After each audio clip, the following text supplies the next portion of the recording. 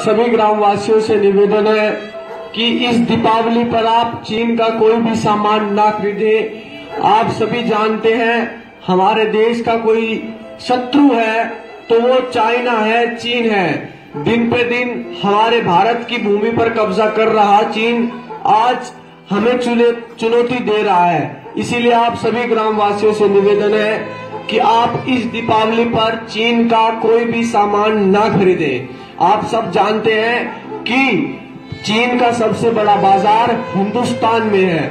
अगर हम चीन का सामान नहीं खरीदेंगे तो उसके पास इतना पैसा ही नहीं होगा कि वो भारत के खिलाफ षड्यंत्र रच सके। आप जो लोग आपको भगवान मानते हैं उनके पास से जाकर सामान लेकर आए।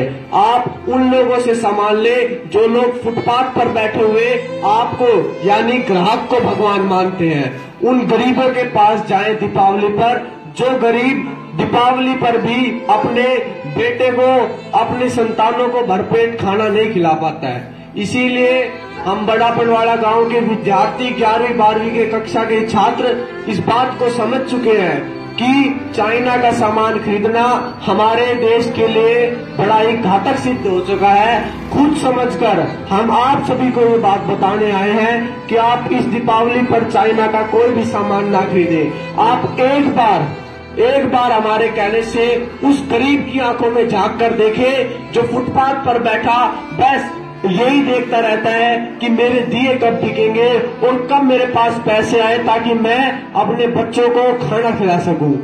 बम पटाखों और खुशियों और मिठाइयों की बात तो छोड़िए मित्रों, वो तो केवल 2 वक्त की रोटी मांगते हैं। इसीलिए आप सभी से निवेदन है कि आप गरीब के घर से सामान लेकर आए, गरीब के घर से सामान खरीदे। दीपावली पर जिस कंपनी की आप लड़ी खरीदेंगे वो लड़ी वाली कंपनी आपको भगवान नहीं मानती है, लेकिन जो गरीब फुटपाथ पर बैठा है